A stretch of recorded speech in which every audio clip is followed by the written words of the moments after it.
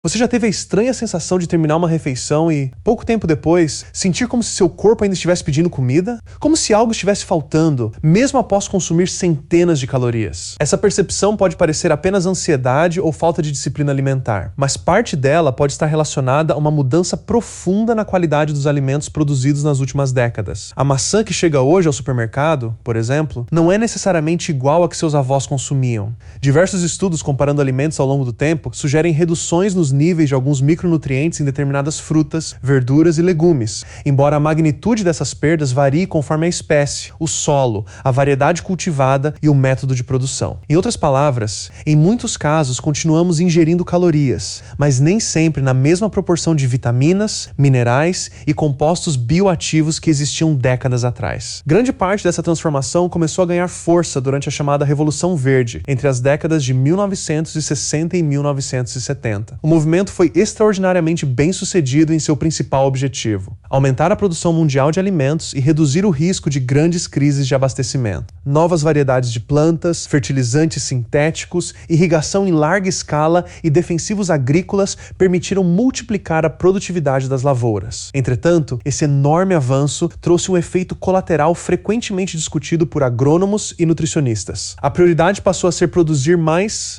rápido e com maior resistência ao transporte, às pragas e ao armazenamento, enquanto características como densidade nutricional, sabor e diversidade genética receberam muito menos atenção. Existe inclusive um fenômeno conhecido como o efeito de diluição, dilution effect. Quando uma planta cresce rapidamente e produz frutos maiores graças ao melhoramento genético e à adubação intensiva, a quantidade total de minerais absorvidos pelo solo nem sempre aumenta na mesma proporção. Como consequência, esses nutrientes acabam distribuídos por um volume maior de tecido vegetal, reduzindo sua concentração por grama de alimento. Estudos publicados em periódicos científicos encontraram reduções relevantes em minerais como cálcio, ferro, magnésio, fósforo e zinco em diversas hortaliças ao longo do século XX, embora os resultados variem entre culturas e regiões. Ao mesmo tempo, o próprio solo vem sofrendo um desgaste crescente. Estimativas de organismos internacionais apontam que uma parcela significativa dos solos agrícolas do planeta apresenta algum grau de degradação, causada por erosão, perda de matéria orgânica, compactação e redução da biodiversidade microbiana. O solo não é apenas um suporte para a planta, ele funciona como um ecossistema vivo, repleto de fungos, bactérias e outros micro-organismos responsáveis por disponibilizar nutrientes às raízes. Quando esse ambiente perde qualidade, a capacidade das plantas de absorver minerais essenciais também pode ser comprometida. Mas o problema não termina na produção agrícola. Conforme os alimentos naturais perderam espaço para produtos industrializados, surgiu uma nova lógica econômica: fabricar alimentos extremamente baratos, altamente duráveis e irresistivelmente saborosos. Para isso, a indústria alimentícia investiu bilhões no desenvolvimento de produtos ultraprocessados formulados para maximizar conveniência, textura e prazer sensorial. Conservantes prolongam a validade, estabilizantes mantêm a aparência,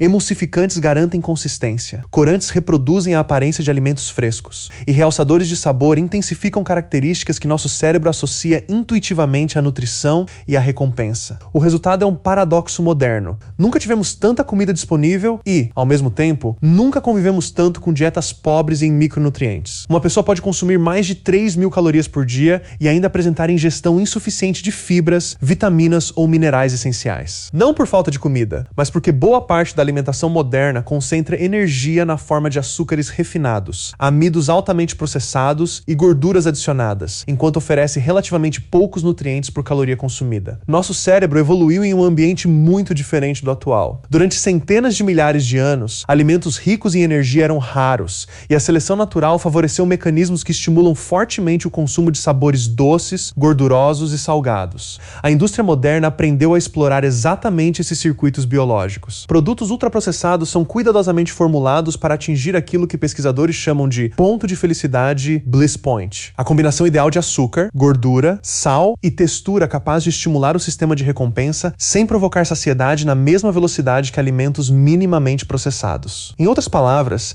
eles são projetados para serem extremamente fáceis de continuar consumindo. Isso não significa que os alimentos industrializados sejam vazios, ou que todas as frutas e verduras atuais tenham perdido metade de seus nutrientes. Muitos produtos são enriquecidos com vitaminas e minerais, e frutas, legumes e verduras continuam sendo componentes fundamentais de uma alimentação saudável. No entanto, existe um consenso crescente de que dietas baseadas predominantemente em alimentos ultraprocessados estão associadas a maior risco de obesidade, diabetes diabetes tipo 2, doenças cardiovasculares e outras condições crônicas, além de favorecerem um consumo elevado de calorias com baixa densidade nutricional. Talvez seja justamente por isso que tantas pessoas descrevem a sensação de estar alimentadas, mas não nutridas. O organismo recebe energia suficiente para sobreviver, porém nem sempre encontra, na mesma proporção, todos os micronutrientes, fibras e compostos bioativos necessários para o funcionamento ideal do metabolismo. O resultado pode ser uma busca constante por mais comida, mais lanches e mais produtos industrializados, alimentando um ciclo altamente lucrativo para a indústria, mas que frequentemente entra em conflito com a biologia humana, moldada ao longo de milhões de anos de evolução para reconhecer alimentos muito diferentes daqueles que dominam as prateleiras dos supermercados atualmente. Esse cenário nos coloca diante de um dilema cada vez mais complexo. Até que ponto a responsabilidade recai sobre uma indústria alimentícia orientada pelo lucro e pela escala de produção? E até que ponto ela também reflete nossas próprias escolhas como consumidores? Afinal, durante décadas, o mercado respondeu exatamente ao que milhões de pessoas passaram a exigir: alimentos mais baratos, com maior prazo de validade, fáceis de preparar e disponíveis durante o ano inteiro, independentemente da estação. A conveniência tornou-se uma das mercadorias mais valiosas da sociedade moderna. Em um cotidiano marcado por jornadas de trabalho longas, deslocamentos demorados e pouco tempo para cozinhar, produtos prontos ou semi-prontos deixaram de ser exceção para se tornar parte da rotina de milhões de famílias. Os defensores do modelo agrícola atual lembram que a chamada Revolução Verde evitou crises alimentares em diversas regiões do planeta. Segundo estimativas das Nações Unidas,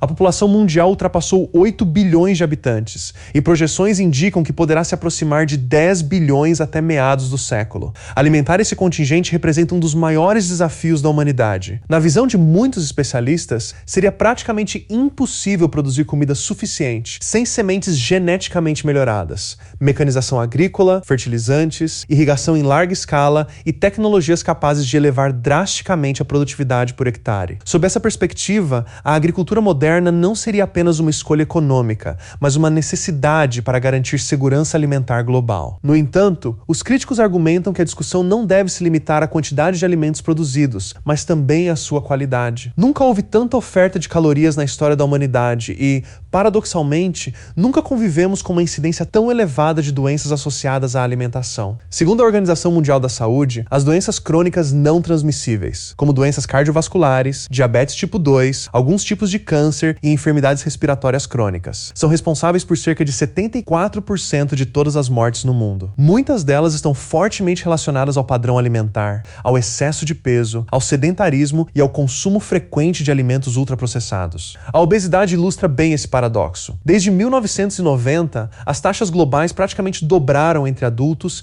e aumentaram ainda mais entre crianças e adolescentes em diversos países. Ao mesmo tempo, persistem deficiências nutricionais de ferro, vitamina A, iodo, zinco e outros micronutrientes essenciais, fenômeno conhecido por pesquisadores como dupla carga da má nutrição. Pessoas que ingerem calorias em excesso, mas continuam apresentando carências importantes de vitaminas e minerais. Ou seja, o problema deixou de ser apenas a falta de comida, passou a ser também a qualidade daquilo que consumimos diariamente. Outro aspecto frequentemente ignorado é o impacto econômico dessa transformação. Em um primeiro momento, alimentos ultraprocessados parecem representar a economia. São baratos, práticos e muitas vezes custam menos do que frutas, verduras e proteínas frescas. Porém, quando se observa o cenário de longo prazo, a conta muda completamente. Diversos estudos estimam que doenças relacionadas à má alimentação geram centenas de bilhões de dólares em gastos anuais com sistemas de saúde, medicamentos, internações, aposentadorias, precoces e perda de produtividade no trabalho. Aquilo que parecia uma economia no carrinho do supermercado pode acabar se transformando em um custo muito maior ao longo da vida. É como se estivéssemos trocando investimento em prevenção por despesas com tratamento. Economizamos alguns reais ao escolher produtos altamente processados e, anos depois, parte dessa economia pode retornar na forma de consultas médicas, exames, medicamentos de uso contínuo e tratamentos para hipertensão, diabetes, doenças cardiovasculares e outras condições crônicas. Evidentemente, nem toda doença é causada pela alimentação, e fatores genéticos, ambientais e comportamentais também desempenham papéis importantes.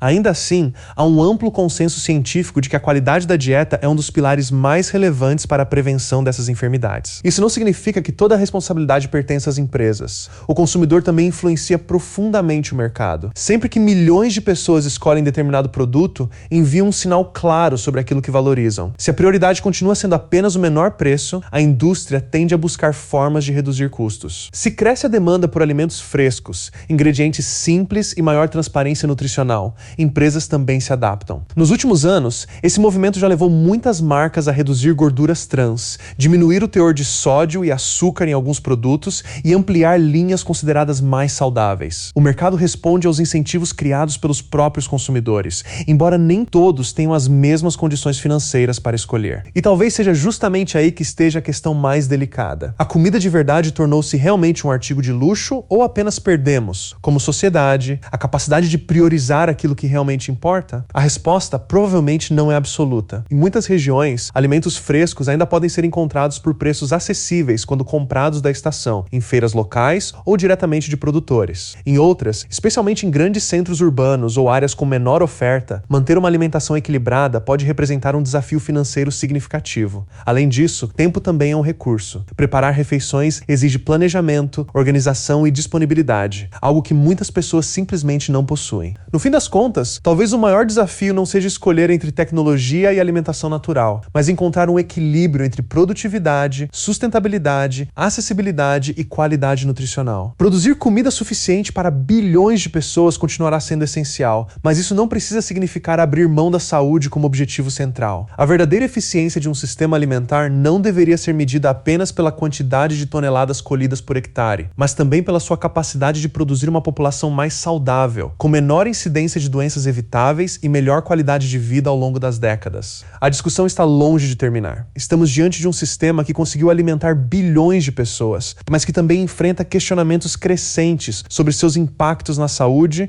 no meio ambiente e na qualidade dos alimentos. E você, como enxerga esse cenário? Você acredita que ainda é possível manter uma alimentação saudável sem gastar uma fortuna, desde que haja planejamento e boas escolhas? Ou considera que o modelo atual tornou a nutrição de qualidade um privilégio cada vez mais restrito? Compartilhe sua opinião nos comentários.